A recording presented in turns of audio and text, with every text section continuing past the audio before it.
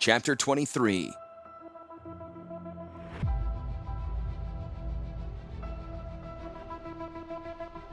The sound was of splintering wood, like 100 tiny explosions strung into long, creaking strains, mixed with the shouts of battle and the snarls of growls of woodland creatures. The beleaguered enemy responded with roaring gouts of fire, the screech of wounded metal, and a cacophony of chittering and hisses. For miles in every direction, the canopy had shifted blue, a warning of intruders that continued to spread from treetop to treetop. The colors darkened the closer one arrived to the battle, the area of fighting shaded by trees, their foliage turned darkest black. Here, Yawgmoth's defenders met the small but lethal Phyrexian probe. Leaves and thin branches whipped against Rafello's face. Llanowar moved too quickly astride his war moa for Yawgmoth to shrug the limbs aside. Eyes clenched shut, he tracked his prey by sound and the growing scent of crushed marker beetles. Where most outside creatures found the scent offensive to the point of distraction, the elves knew it only as another piece of Yawgmoth. They trusted its guidance, just as they would movement reflected in their own eyes. Everything in Yawgmoth worked together for the betterment of the whole, from plant to insect to animal to elf. Now the elves were dashing in on their mounts to slash at the enemy flank, harrying the Phyrexians. The elves withdrew before concentrated effort could be brought against them, only to show up in a new place on the offensive once again. Trees bent or shifted, twisting themselves atop the root system to cover the elves' escapes. Brush would shrug aside, allowing access where before had only been a dense thicket of thorny vines and hardwood brush. Phyrexians who attempted to use such openings were destroyed by sharp brush and dart-throwing plants. Yawgmoth coaxed and guided so that not one of its wood-dwelling subjects was hurt by the forest's own hand. It rooted deep in Rafello's thoughts, recognizing that here, as nowhere else, the Llanowar elves supreme. The forest even allowed Rafellos to overrule a desire to recall Multani, the expenditure and resources and concentration unnecessary for so simple a battle. Their shared mind became the center from which Yawgmoth structured its defense. His hand, their hand, clenched around the middle grip of his double-bladed sword. Rafellos sliced again at the foot soldier entangled in vines, splitting open its chest. The moa lashed out with its jet-black beak, taking an arm off at the shoulder. Then they, twisted about and leapt back into the gloom covering the forest. The stinging slaps of slender branches against Rafello's face were easily ignored in favor of the freedom that came with fighting. Llanowar were warriors, but were Rafello's natural urge to bolt and run free pressed too sharply, Yawgmoth soothed him back into dormancy, a wild flower cultivated into a tamed garden. Rafellos found it hard to reconcile the different personalities that were now his. Rafellos the Llanowar, Rafellos the ambassador to and of Yawgmoth. No matter, Yawgmoth promised, this eve he was at least acting Rafellos the Llanowar. The night was golden in battle. Rafellos yelled the Llanowar oath, taunting his enemies. The war moa he rode squawked a shrill call of its own, the warbling noise hard to track in the forests and hopefully leading to the enemy's confusion. Brush swayed before him, and he tucked his head down behind the moa's powerful shoulder as it leapt through the newly formed passage. He had circled to the Phyrexian rear with a single large war engine rolled forward, oblivious to the trees shouldering into its armored sides. Its own demon head chewed at the roots of one tree, tearing through with mechanical efficiency. Rafellos rode along the flank of the juggernaut, taking the warrior picket by surprise. They barely knew he fought among them before his blade of living plant life sliced deeply into the armored carapace.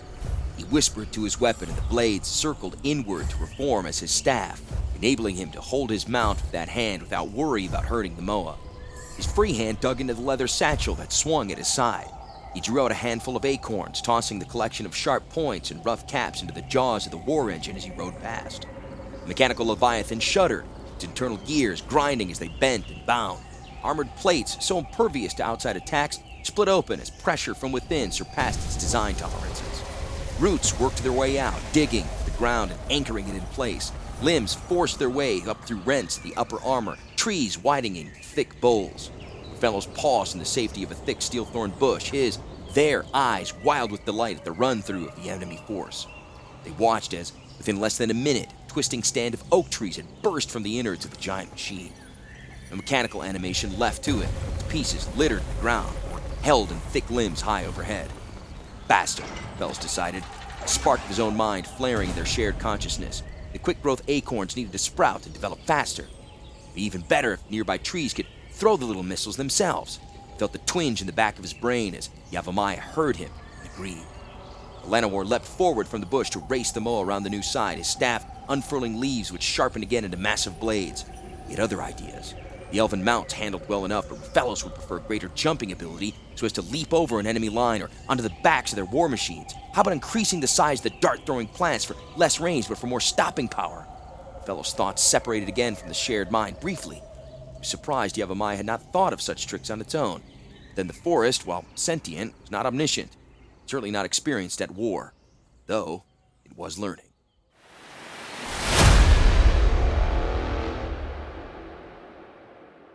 In the shadow of the Stronghold's volcano, a small section of Wrath and Yawgmoth overlapped, but the raging sea of chaotic energy between planes worked to separate them. Devolve fought the Stronghold's machinery to retain control. Never before, not even at the edge of Wrath's boundary curtain of swirling energies, had he known such a trial. Here, so close to the seat of power and control, the transference should have been easy. Not even the Soltari wailing could distract him here. Yet the weight forced on his mind slowly squeezed at his sanity, threatening to crush him for his temerity and challenging the laws of reality. After so many years of receiving information from remote probes, Deval required a first-hand account of how his warriors fared in the dangerous forest. Certainly, he was not about to risk himself in that hostile setting. He felt the lands, the very nature of Yawgmoth, shifting. Nothing seemed to remain static. Trees swayed, conforming to no natural patterns of growth or behavior. They even uprooted themselves just to spite his efforts at holding the bridge. Now a new stand of oak, thick with intertwining boughs, erupted up from the bowels of one of his war engines, decimating it and causing yet a new ripple of pain as a piece of the pattern slipped away and had to be rebuilt again. He felt as if he were in a contest against another mind for control of the machinery. Yet Krogh was nowhere near strong enough to upset Devol's design, and the strange Soltari could hardly raise a distraction so close to the stronghold. Whatever the problem, it kept him distracted to the point of being unable to properly evaluate the assault. He had time to note only a few points. Fire was, of course, a deadly weapon against plant and animal both, though the sap that boiled out of the bark of the trees squelched the flames rather than feeding them. While the compound released by his war engine would dissolve the wood eventually, these growths were proving resistant to immediate effect. At least the animals and elves still felt a blade, claw, and tooth, if only the land itself were not so treacherous. How the elves had found mages of such caliber was beyond Deval. For now. As with anything, though, he had time to observe and evaluate. His forces would improve for this battle, while nature was limited to such slow progression that it could not hope to compete. It was a good thing, since the Phyrexians were not faring as well as he hoped. Deval imagined the rage Krogh might feel if he were to witness such a defeat in the making. There was the elf warrior again, riding atop the large bird that he had controlled with skill that bordered on the two being somehow of one mind. This elf was different from the others Deval glimpsed in those rare moments he devoted toward the battle. Apparently he was the only one of such size and marking. The elf rode deeper into the Phyrexian formation, a nimble dance frightening in its lethal grace. Deval winced in pain as the stronghold's control machinery fed back its effort into adjusting for a large strand of brush that finally succumbed to fire. That brush had separated Wrath's Evankar from the deadly elf commander. The dark-haired warrior glanced sharply in Deval's direction. Then, with a blood-chilling cry, the elf spurred his mount forward and stepped out onto the flowstone of Wrath itself. Deval recoiled in shock, never before suspecting that his own troops moved back and forth across the threshold. So could others make the transference of their own volition, though it made sense. Stronghold's machinery held the bridge, reacting to the presence of any life in the area, but not ultimately controlling who might pass through. This was not knowledge Deval would want an enemy to return with. The elf appeared just as confused, just for a moment, surveying his surroundings with a blank expression. Then the warrior's fierce gaze locked onto him, dark eyes burning with hatred and rage. Deval placed his mental touch upon the elf's mind, sensing for any connection to a leader or the mage who opposed the bridge into Yawgmoth. The elf, Raphelos, and Yawgmoth. The names came to Deval bleeding out of the elf's mind. His concentration divided. Deval was unable to hold the bridge between planes. Raphelos was torn between following the retreating presence and killing the stranger before him. Like an artifice puzzle of gears and axles, the last piece was snapped into place. Deval understood. Yawgmoth was part of the elf because Yawgmoth was alive and aware. The forest manifested itself through its creatures and plant life, and it controlled the very land over which it grew. Yawgmoth opposed the Evankar in holding the bridge. Even as Deval challenged Yawgmoth with the troops and machines under his control, so the forest was sensing at the boundaries of Deval's control over the machinery holding the threshold. Deval mentally recalled his warriors, reached out and pulled back what lifeless bodies he could quickly locate and grab.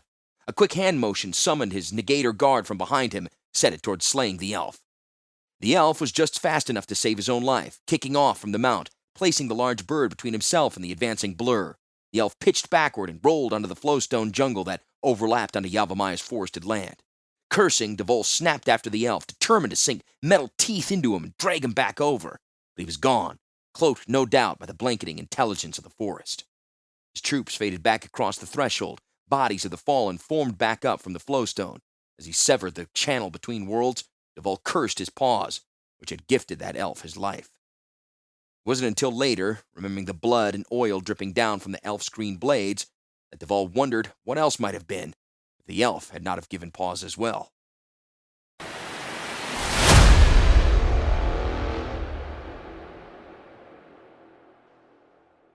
One half of the way around Dominaria, Multani had felt the changes take root. At the time, he was in the Burning Isles, where the renowned Shipbuilders Guild was systematically destroying forests through logging. He worked among the villages and city-states who sold their timber off to the guild without thought to the future, teaching them to care of the lands and trying to prevent their coming troubles. Already, the rains fell less, drying up streams and smaller rivers on which many hamlets depended. Wind erosion cut scars into the land and dropped dust storms over some cities. Multani's own work consumed him, distracting attention away from the happenings back in his parent forest. He had known of the Phyrexian incursion of years back, of course, feeling the forest's pain reflected as aches within his own body and mind. Alterations were to be expected, and as they progressed, his appearance changed with the forests. The nature spirit's bark skin already possessed the strength of ironwood armor. Multani recognized his improvements and approved as Yawgmoth approved. Except the nature spirit did not take into consideration the involvement of Rafellos. One day, Multani noticed the odd looks given him by his latest congregation. He followed their gaze back to his own shoulders. Growths extended from them in spiky fashion, rigid armor. The same growth spouted near every major joint. He had gained length in his limbs, his toes thickening into sturdy strands and fingers extending now into the beginning of hardwood claws. Never before particular about his appearance, the nature spirit now looked and did not care for all he saw. It was then he had heard the first whisper of Rafellos' voice, entwined with the thoughts that were Yawgmoth's. Multani mentally pushed his mind more in parallel with the forest's sentience to better understand the changes. It was a simple endeavor, usually, to bury his thoughts and intellect back into the stream of consciousness from which it had sprung, only this time he felt a resistance. So he pushed harder. Rafellos pushed back. Even as Multani felt at the boundaries now set within Yawgmoth's consciousness, the nature spirit heard the forest's call to return. The nature spirit walked into a nearby stretch of forest and disintegrated. The nature spirit's physical body was actually but a shell, pieces of wood and bark and moss, shaped into a humanoid form that allowed him to move more easily, interact with various races of Dominaria. Now it fell away, raining to the ground as sticks and twigs and scale flakes of ironwood bark. His mind, all of who Multani actually was, faded back into Yawgmoth's consciousness, but it was held distinctly apart from that which the forest now shared with Rafellos. Instantly, the nature spirit was back within his homeland, the familiar feel of its high canopy and lush undergrowth. He sensed the incredible resources still buried in the land from accelerated mulch cycle, so much strength yet untapped. Multani stepped from one of the massive trees of a coastal forest, a watchtower tree, standing as high again as the surrounding woods. He peeled away from the bole like some new fast growth, whole again in his bark skin, form, and mossy hair. What the tree itself could not provide grew rapidly from his large frame. Yawgmoth's incredible reserves fed him from the land through his contact with it. The Llanowar elf waited in the shadows of a grenade plant, its bulbous growths much larger than the one they had inspected together so many years before. "Yawgmoth wishes our physical presence," he said. Unnecessarily, as Multani received the same knowledge even as the elf spoke it aloud, the ground to one side split and opened, the immense root system buried beneath Yawgmoth welling up to allow a cavern into the forest's depths. The two moved toward it together. Dwarfed next to Multani's larger frame, Rafellos never once showed any discomfort. His gaze had braced Multani immediately, as if sizing up a possible challenge, and then turned elsewhere. He looked more the wild elf than ever before, as if in its latest cycle Yawgmoth encouraged the reversion. Thin, thorny vines had been woven into a few of his braids. While not fully painted, the elf wore blue smudges under his left eye, and a small circular design of red and blue decorated the right side of his neck. "It has been a long time, Rafellos." Multani drew abreast of the Llanowar as the two moved along the dimly lit cavern. He noticed the bow slung across the elf's back, quiver of ash arrows rode against his left shoulder. "You fought well against the Phyrexians." I live to serve. Multani did not disagree vocally, though inwardly he knew better. The nature spirit lived to serve, working Yawgmoth's will in the world outside. Rafellos lived to war, the forest's weapon against its enemies, subsumed by Yawgmoth for his knowledge and expertise. Multani tried to push such thoughts over to Rafellos, make the Llanowar aware again of his identity, but the fracture persisted that separated their minds from each other. Seed torches lit the interior, plants which sat high on a stalk and produced a phosphorescent pollen that burned cool to the touch. They sprouted along the wall as needed. Many were the color of Tolarian mage-lit stones, ranging from blue-white to lavender shades. Deeper, one burned a rare golden color that washed the wooden walls with an aurate shine. Rafellos and Multani paused here, knowing that the golden torch marked the end of their walk. A new chamber opened the wall next to them, and they stepped into it as one. In the center of the chamber, growing up from the floor, a branch of white ashwood stood alone. 7 feet high, it was topped with a tapered frond that Multani knew was as rigid and sharp as any human-crafted blade. In his presence, Yawgmoth gave the weapon its final living force. A green membrane grew up from the floor to wrap the staff in leathery chitin. That membrane connected the weapon to part of Yawgmoth's force, making it able to bend itself into several different weapons, such as the bow Rafellos wore or the double-bladed sword he had used in the Battle of the Phyrexians. Multani knew this, though he still did not understand the barrier that now existed in Yawgmoth's mind. That knowledge remained outside of his grasp. "It is yours," Rafellos said, his voice soft yet filled with a mixture of awe and pride, as if the weapon was a great honor. For the Llanowar, perhaps it was. Multani, centuries spent working in harmony with the lands and people of Dominaria, did not look upon it with such reverence. What if I do not wish it? He asked, startled at his own words. His voice rang out stark in the chamber, alone. Rafellos glared coldly. Yawgmoth did not answer, did not encourage him one way or the other. When Multani thought to push for the forest's mind, he found it withheld. Completely. He was alone. Yawgmoth's nature spirit suddenly understood then what it meant to be his own creature. He would not be compelled, where once the choice would have been made by Yawgmoth and simply accepted by him without question. Yawgmoth was of two minds now. Rafellos and Multani would be allowed to choose their own paths, and, if necessary, Yawgmoth would then share a separate path with each. The nature spirit almost declined the weapon and left Rafellos to share such experiences with Yawgmoth while he concentrated on healing and teaching, which had been his life for so long. He almost declined, except he recognized that Rafellos required his help and healing more than any. Somewhere deep within the Llanowar elf's mind, a tiny spark that was wholly Rafellos still burned. That part of the elf, Multani knew, likely struggled against the oppressive presence of Yawgmoth's mind. It was the same spark that had pushed back, resisting Multani's efforts to share Yawgmoth's consciousness. If the nature spirit was ever to reach out to help the elf, the two would need a common link through Yawgmoth's consciousness. Multani moved forward, slowly. He grasped the staff, accepting it into the crook of one arm as the base separated cleanly from the floor. For an instant, the barrier fell away. Multani felt it slip, brought down by Rafellos' own feeling of companionship as Multani accepted the weapon. That tiny spark still burned within Rafellos' mind. Multani breathed air to that spark and encouragement for the individual of Rafellos. He sent encouragement for the young Llanowar who had relieved the nature spirit of a portion of his burden and was now lost because of it. Personal identity was just as important as a sense of greater belonging. The nature spirit was just beginning to recognize his own balance between the two.